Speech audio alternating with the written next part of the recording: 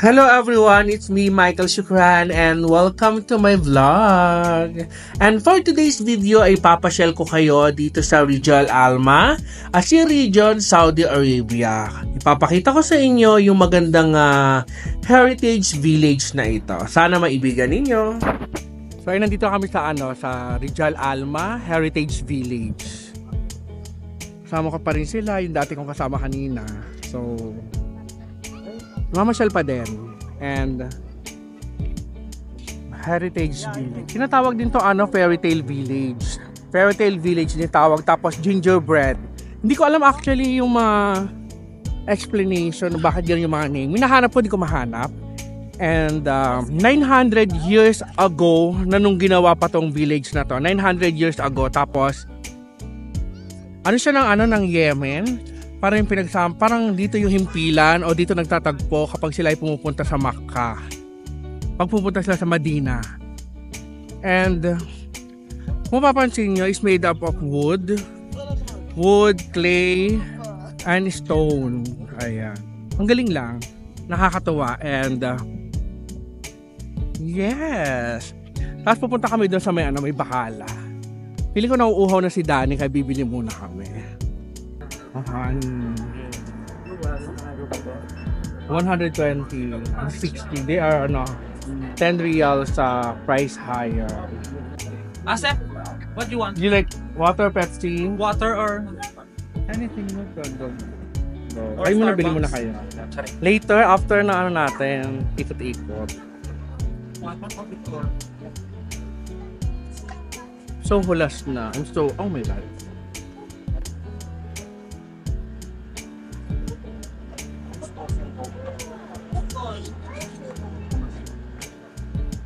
Mahal ito mami, ice coffee. Ice coffee din madali. Nandun na ako. Same tayo.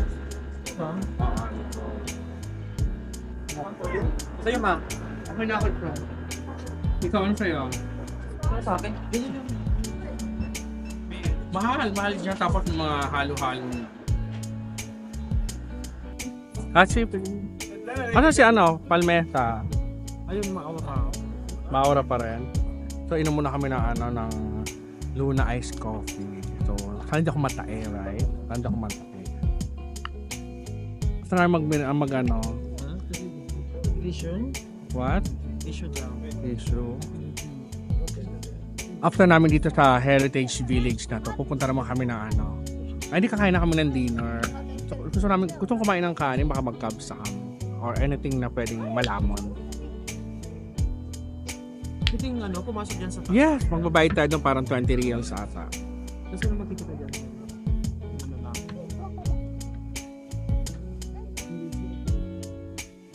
Maganda pa rin sa taas dyan. Bakit kami ulit? Second time ko pala dito sa Rijal Alma Heritage Village. So medyo maraming tao today, pero not too much naman, di ba? Ay, ang galing, di ba?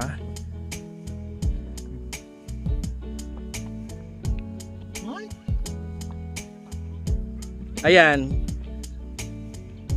Maraming places dito na pwede mong puntahan, akyatan.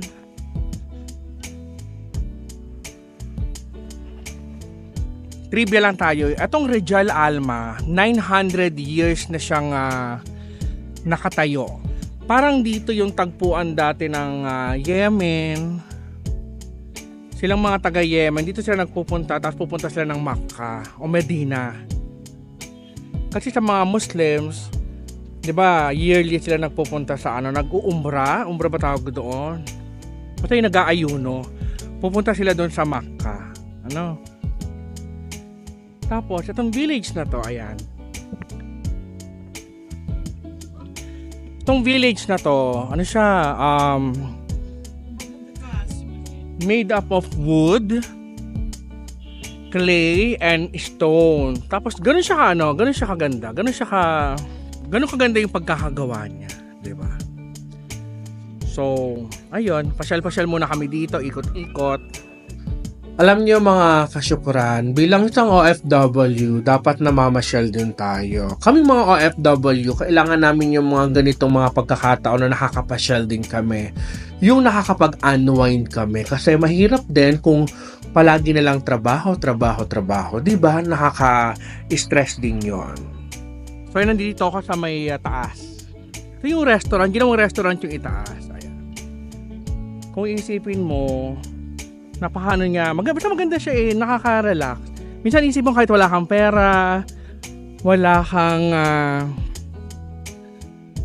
mga kung ano ng mga anik-anik na life. Ang cute, di ba? Maganda siya, no? Nakakatuwa and I like the view. Alam nyo, ang ganda dito. Ang ganda ng mga tanawin. Ang sarap pagmasdan. Yung parang ang sarap mag-isip-isip, magmuni-muni, ganon. Nakakalibang siya.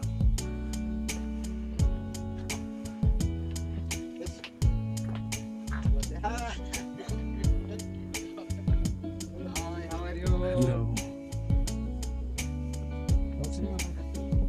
Pag nakakita sila ng camera, nag-hi, how are you sila. Ang ganda rito.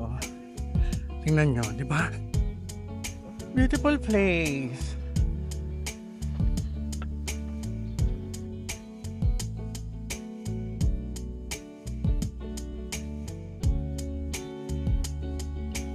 Ha?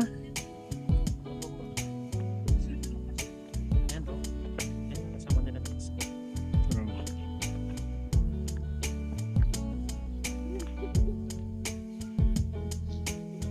Mukha naman siyang yummy na yan.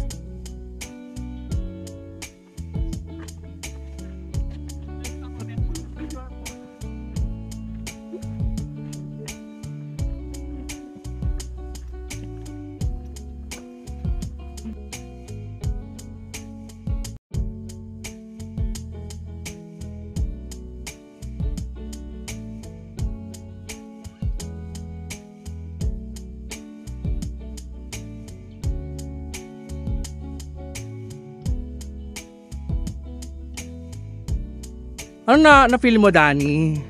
Habang nandito tayo sa makasaysayang heritage village na to na tinatawag nilang the brightest man. Ano sasabi mo? Wala, ang ganda. Parang nasa ibang planeta ka lang. True. And bumabalik yung ano ba. Parang napaka-peace and full dito. true. Yung yung trabaho pero nawawala, parang nakakapag-relax tayo, di ba? Yes. Nakakapag-refreshness of all the beautiness in life, char. Ano to, barko? Parang museum nila. Look at the photo, di ba? Kasi na unang picture.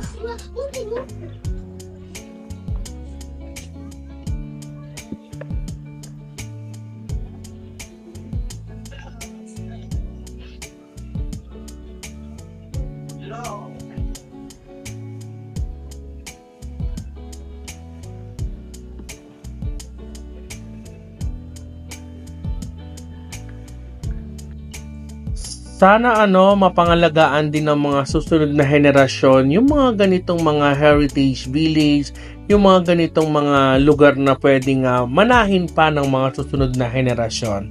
Sana ay maingatan, sana ay mapangalagaan yung kultura talaga.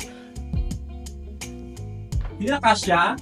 Hindi ako kakasya dyan sa butas. And pababa na kami, tapos malapit na matapos tong vlog. Thank you so much sa sa pagsama. Bye!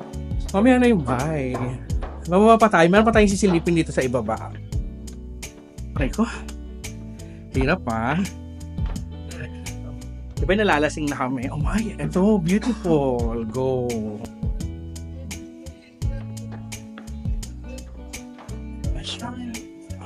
Parang pang tayo, mami. Pang-ulam eh. Ako yung matagal nang hinahanap ng lahat. Ako ang nagmamay-ari ng buong palasyong ito. Ako lang. Ito po. Hello?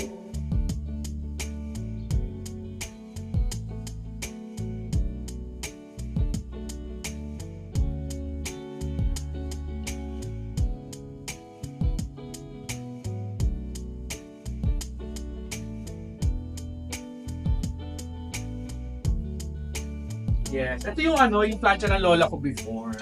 Ito. Ito yung ginagamit niya. Yung nilalagay ng uling. Tapos ipinapatong sa dahon ng saging. Ay, ano yan, Roel? Pakita mo sa amin kung ano yan. Ano yan? Parang radyo? Yeah. So may radyo na noon. Yes, oo. Parang 90s eh. 90s ata. Ay, sana all. Alam na alam. Ay, yung nasa likod niya radyo din. Ito, pagkatapos sunod nito, next generation nito. Ay, yung plaka na yan. Yeah. Yeah. Tapos sabay close, Tapos sasayaw na kayo ng love. music. Diba? Nakatuwa. Tsaka ito naman, hindi ko alam. Nalagyan na niya ng ano. Tambol ata. Ay, tamborin.